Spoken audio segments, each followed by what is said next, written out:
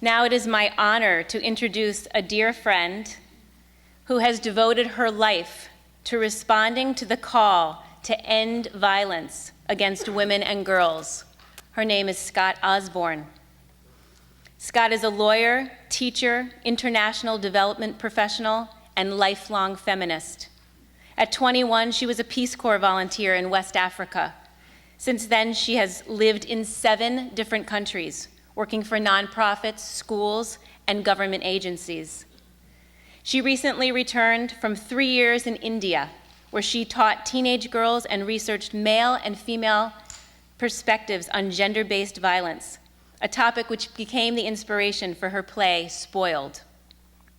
Scott holds a law degree from New York University and a master's in public affairs from Princeton. Here in Sarasota, Scott is on the board of the Gulf Coast chapter of UN Women, USNC. She's the mother of 2 daughters and is currently writing a book about women in India. Today, she will discuss violence against women, what's going on, why, and what can we do about it. Please join me in welcoming Scott Osborne.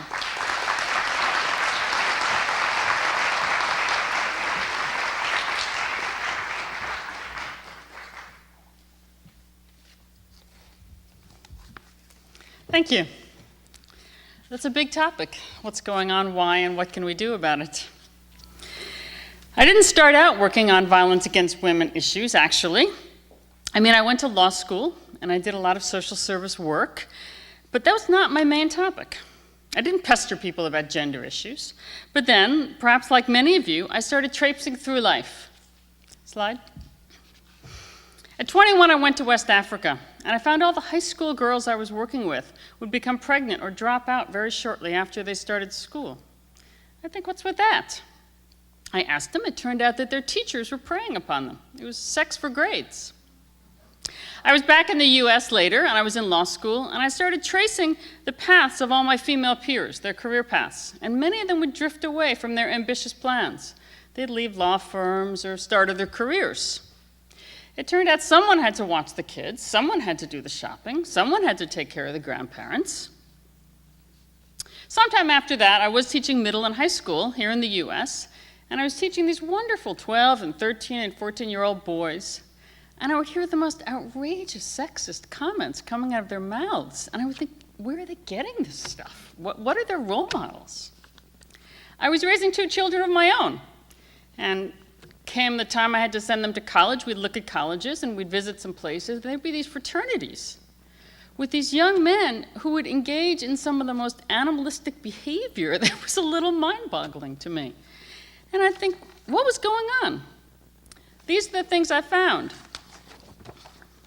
That first one refers to the shooter in California a few years ago who blamed his mass shooting on the fact that girls didn't like him, basically. It was an interesting one. Later, I moved to India for a few years, and I was working with girls again, and I found that many of them would drop out from school, or they'd really underperform. I talked to them, and it turned out there really weren't private toilets for girls. So by the time they would start menstruating, there was no place for them to go. Their clothes would be stained, and it was really shameful and embarrassing, so they'd drop out. And in India, there were these horrific rapes, just terrible stuff going on of young school children, toddlers, etc. It was not pleasant. So I said, what the heck was going on? I lived in 7 countries, and there were all these different manifestations. It took all these different forms. So I interviewed, and I researched. It turns out in the European Union, between 40 and 50% of all women are sexually harassed at some point in their lives. In the US, 6 out of 10 women experience violence by an intimate partner. This is a boyfriend, a husband, someone they know. These are not strangers.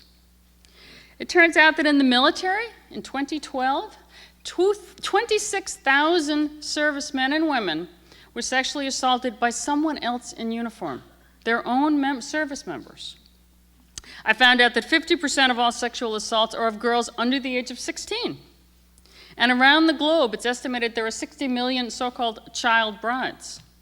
So have you ever asked yourself, really, why is this? Why is this all over the globe? I kept going. I found one large, really reputable survey, multi-country survey in Asia, that looked at men who were rapists. And it found out that half of all rapists first raped as teenagers. Many of them were under the age of 15. My first thought was, who was raising these boys? Under 15. And then it became apparent to me, we are raising these boys. We are all responsible. If you have 14-year-olds who think it's okay to rape with impunity, that's a societal problem. That's not a bad kid. That's coming from somewhere in the environment.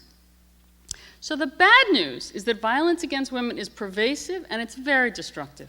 But the good news is we are part of the problem and we can be part of the solution. We know what causes this. Here's primary factors. The first one, attitudes of gender inequality and entitlement. This means that where men really think they're better all the time, you have a problem. I'm sorry, but you have a problem. I'll tell you another interesting statistic. That survey, that large multi-country survey, is very reputable. They asked men who were rapists why they raped. What do you think they said?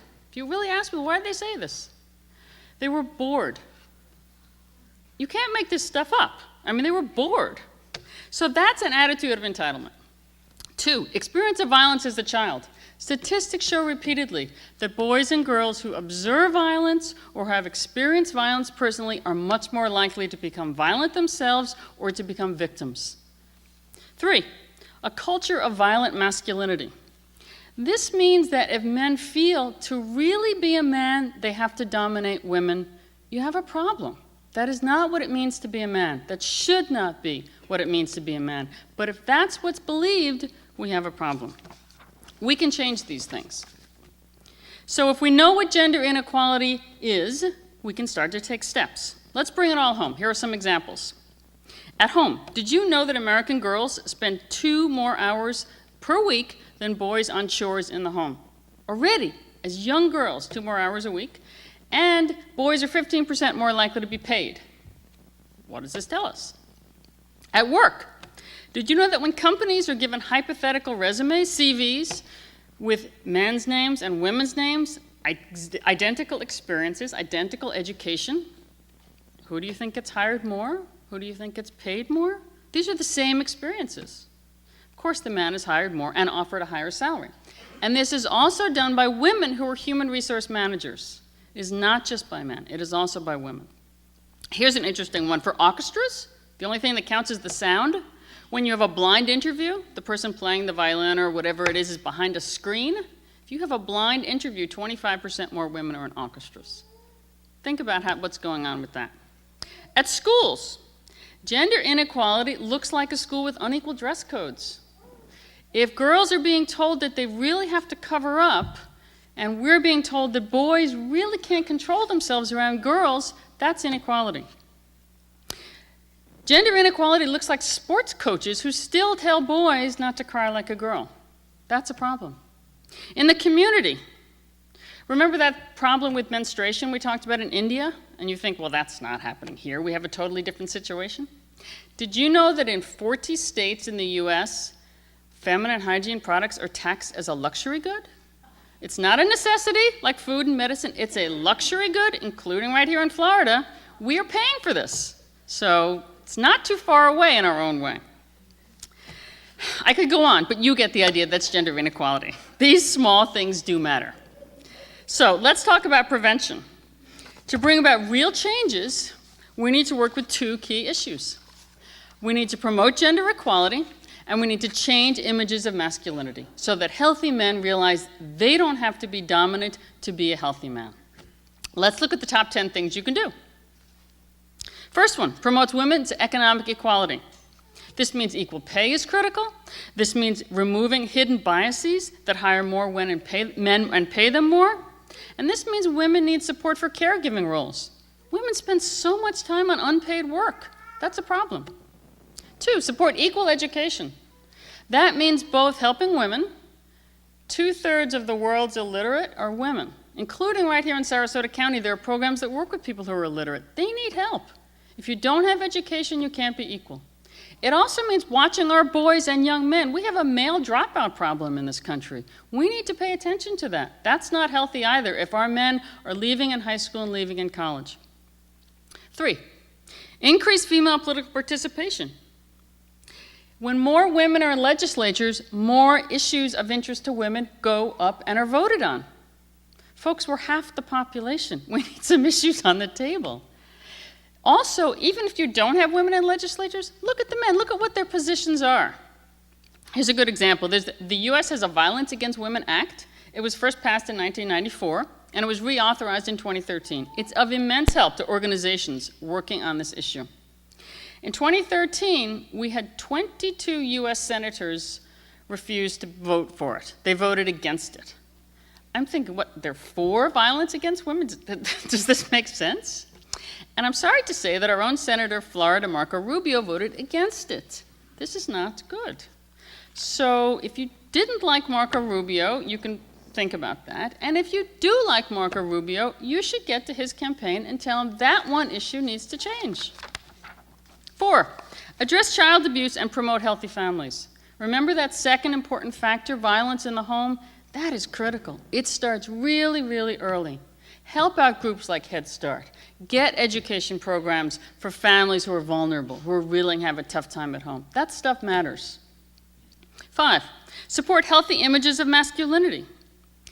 If you want to know a buzzword to think about, I say try mutual respect. If you're not sure what to tell boys and women and you don't want to talk about gender equality, just say mutual respect. It works, it's fair, it's equal, and it will get you a long way. We don't need men who think they have to dominate. It doesn't help them, it's an unhealthy box to be in for men, and it's not a good place for women. 6, speak up. Reject inequalities in daily life. If you go away with nothing, I hope you will remember that the small things matter. We've shown that, statistics show it. You think, well, this is just a little thing, you know, chores at home or what the coach says doesn't matter. But it does matter. It sets a tone and it sets a societal stage. So remember that. Speak up about those little things. 7, promote women's control over their bodies. Whatever their choices are, it needs to belong to the woman. Think about how powerful that would be if you couldn't control your own body. 8, start young, at home, in school, in sports. Don't let those coaches get away with gender inequalities. It's not fair. It does a disservice to our children. 9, end legal impunity for men who commit violence against women. I understand that the estimate is 98% of rapists in this country will never spend a day in jail. What does that say? I will leave it to our law enforcement, those wonderful people, to try and deal with that, but that's a problem. 10, adopt CEDAW. CEDAW, C-E-D-A-W, is an international treaty for women's rights. Now, all over the U.S., cities and counties are trying to bring this home. We currently have a campaign here in Sarasota on behalf of the UN Women trying to have the Sarasota City Commission pass it, which would mean that there would be equal rights throughout all city operations. Keep your eye out for this one. It's a very important one. Finally, I want to show you a short public service campaign. This one was also made in India, but it's been translated into a number of other languages. And it shows how difficult it can be to step in when you see a problem, but how important it is. I think we have this video. I'm sure we have this video. It was made by a group called Breakthrough TV, who does wonderful social activist work. कितनी बार कहा है तुमसे मुझे अपनी चाय गरम चाहिए गरम चाहिए तो खुद ही गरम करके पी लो क्या कहा क्या कर रहे हो तुम जबान बहुत चलती है तेरी बहुत जबान चलती है तेरी तुम जैसों को कैसे समझाऊं बेटी तो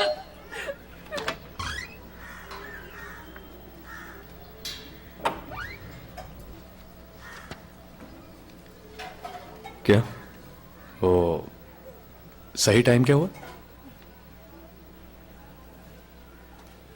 odd piece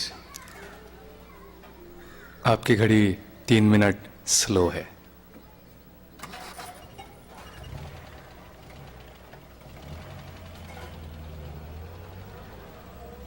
Bring domestic violence to a halt. Ring the bell. That's just one little example of something that people can do. So I believe long-term change will come, and I firmly believe it will, but it will only come when we change day-to-day attitudes and when we change the small things. When we resist the gender stereotypes that put men in an unhealthy box and do incredible violence to women, then we will really see a less violent society. And I look forward to that.